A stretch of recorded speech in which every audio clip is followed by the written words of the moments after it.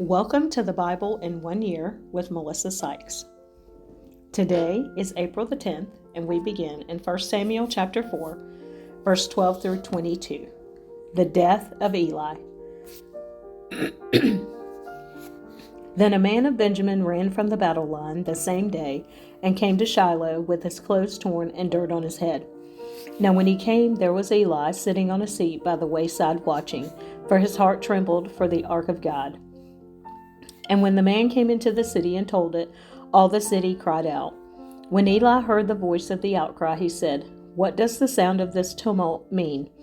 And the man came quickly and told Eli. Eli was 98 years old, and his eyes were so dim that he could not see. Then the man said to Eli, "I am he who came from the battle, and I fled today from the battle line." And he said, "What happened, my son?" So the messenger answered and said, "Israel has fled before the Philistines, and there has been a great slaughter among the people.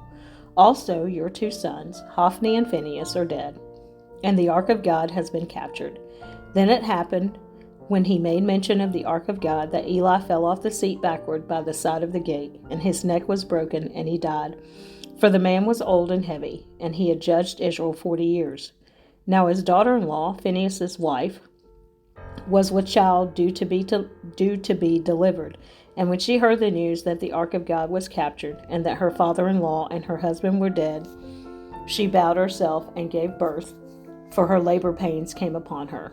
And about the time of her death, the women who stood by her said to her, "Do not fear, for you have borne a son." But she did not answer, nor did she regard it. Then she named the child Ichabod, saying, "The glory has departed from Israel, because the ark of God had been captured, and because of her father-in-law and her husband." And she said, "The glory has departed from Israel, for the ark of God has been captured." The ark in Philistia. 1 Samuel chapter 5, verse 1 through 12.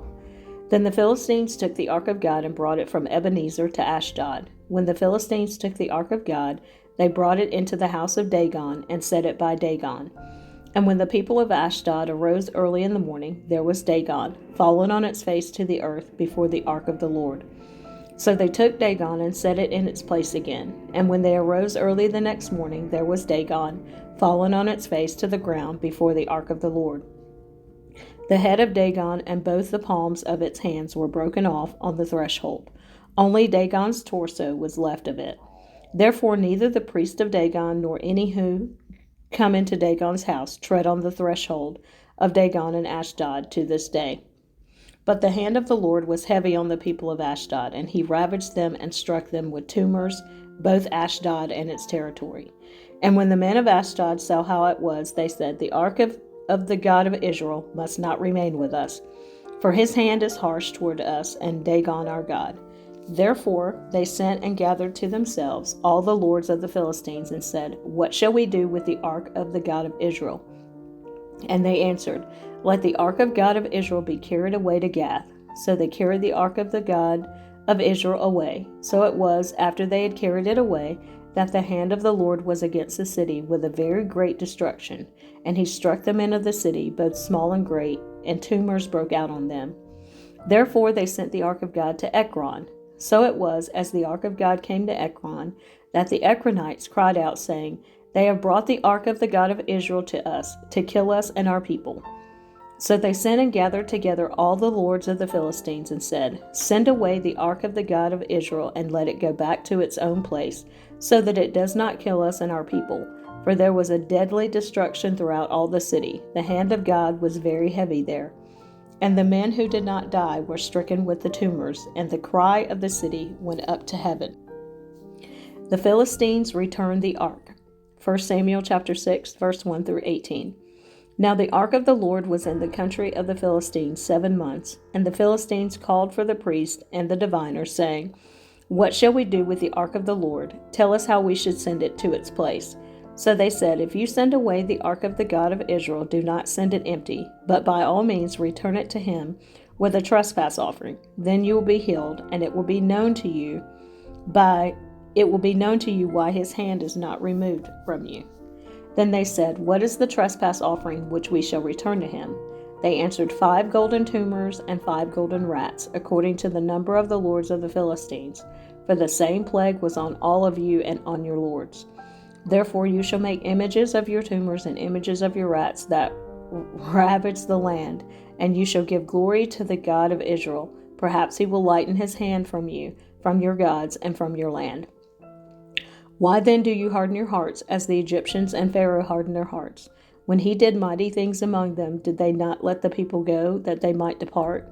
Now therefore make a new cart, take 2 milk cows, which have never been yoked, and hitch the cows to the cart, and take their calves home, away from them. Then take the ark of the Lord, and set it on the cart, and put the articles of gold, which you are returning to him as a trespass offering, in a chest by its side. Then send it away, and let it go. And watch, if it goes up the road to its own territory, to Beth Shemesh, then he has done us this great evil. But if not, then we shall know that it is not his hand that struck us, it happened to us by chance. Then the men did so. They took 2 milk cows, and hitched them to the cart, and shut up their calves at home. And they set the ark of the Lord on the cart, and the chest with the gold rats and the images of their tumors. Then the cows headed straight for the road to Beth Shemesh, and went along the highway, lowing as they went, and did not turn aside to the right hand or to the left. And the lords of the Philistines went after them to the border of Beth Shemesh. Now the people of Beth Shemesh were reaping their wheat harvest in the valley, and they lifted their eyes and saw the ark, and rejoiced to see it. Then the cart came into the field of Joshua of Beth Shemesh, and stood there. A large stone was there. So they split the wood of the cart, and offered the cows as a burnt offering to the Lord. The Levites took down the ark of the Lord, and the chest that was with it, in which were the articles of gold, and put them on the large stone. Then the men of Beth Shemesh offered burnt offerings, and made sacrifices the same day to the Lord. So when the 5 lords of the Philistines had seen it, they returned to Ekron the same day. These are the golden tumors which the Philistines returned as a trespass offering to the Lord. 1 for Ashdod, 1 for Gaza, 1 for Ashkelon, 1 for Gath, 1 for Ekron, and the golden rats according to the number of all the cities of the Philistines, belonging to the 5 lords, both fortified cities and country villages, even as far as the large stone of Abel, on which they set the ark of the Lord, which stone remains to this day in the field of Joshua of Beth Shemesh. The ark moved to Kirjath Jearim. 1 Samuel chapter 6, verse 19 through chapter 7, verse 2. Then he struck the men of Beth Shemesh because they had looked into the ark of the Lord. He struck 50,070 men of the people, and the people lamented because the Lord had struck the people with a great slaughter. And the men of Beth Shemesh said, Who is able to stand before this holy Lord God? And to whom shall it go up from us? So they sent messengers to the inhabitants of Kirjath Jearim, saying, The Philistines have brought back the ark of the Lord. Come down and take it up with you. Then the men of Kirjath Jearim came and took the ark of the Lord, and brought it into the house of Abinadab on the hill, and consecrated Eleazar his son to keep the ark of the Lord. So it was that the ark remained in Kirjath Jearim a long time. It was there 20 years, and all the house of Israel lamented after the Lord. Samuel leads Israel to victory. 1 Samuel chapter 7, verse 3 through 17.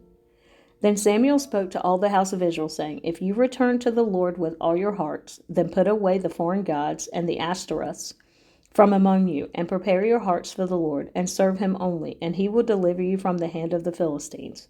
So the children of Israel put away the Baals and the Ashtoreths, and served the Lord only. And Samuel said, Gather all Israel to Mizpah, and I will pray to the Lord for you. So they gathered together at Mizpah, drew water, and poured it out before the Lord. And they fasted that day, and said there, We have sinned against the Lord. And Samuel judged the children of Israel at Mizpah.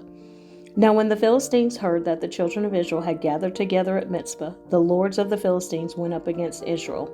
And when the children of Israel heard of it, they were afraid of the Philistines. So the children of Israel said to Samuel, Do not cease to cry out to the Lord our God for us, that he may save us from the hand of the Philistines. And Samuel took a suckling lamb and offered it as a whole burnt offering to the Lord. Then Samuel cried out to the Lord for Israel, and the Lord answered him. Now as Samuel was offering up the burnt offering, the Philistines drew near to battle against Israel. But the Lord thundered with a loud thunder upon the Philistines that day, and so confused them that they were overcome before Israel.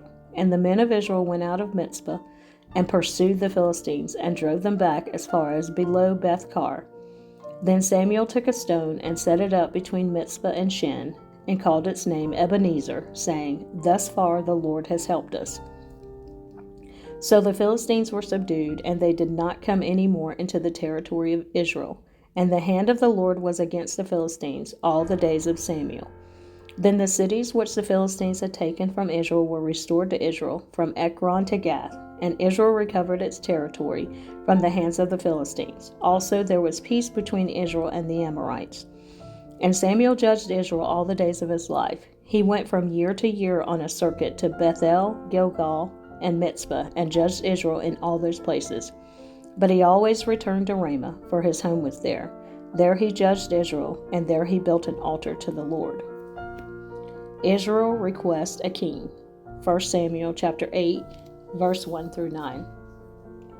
Now it came to pass when Samuel was old that he made his son judges over Israel. The name of his firstborn was Joel, and the name of his second Abijah. They were judges in Beersheba. But his sons did not walk in his ways. They turned aside after dishonest gain, took bribes, and perverted justice. Then all the elders of Israel gathered together and came to Samuel at Ramah, and said to him, Look, you are old, and your sons do not walk in your ways. Now make us a king to judge us like all the nations. But the thing displeased Samuel when they said, Give us a king to judge us. So Samuel prayed to the Lord, and the Lord said to Samuel, Heed the voice of the people in all that they say to you, for they have not rejected you, but they have rejected me, that I should not reign over them. According to all the works which they have done since the day that I brought them up out of Egypt, even to this day, with which they have forsaken me and served other gods, so they are doing to you also. Now therefore heed their voice. However, you shall solemnly forewarn them, and show them the behavior of the king who will reign over them. Samuel warns against a kingdom. 1 Samuel chapter 8, verses 10 through 22. So Samuel told all the words of the Lord to the people who asked him for a king, and he said, This will be the behavior of the king who will reign over you. He will take your sons and appoint them for his own chariots and to be his horsemen, and some will run before his chariots. He will appoint captains over his thousands and captains over his 50s, will set some to plow his ground and reap his harvest, and some to make his weapons of war and equipment for his chariots.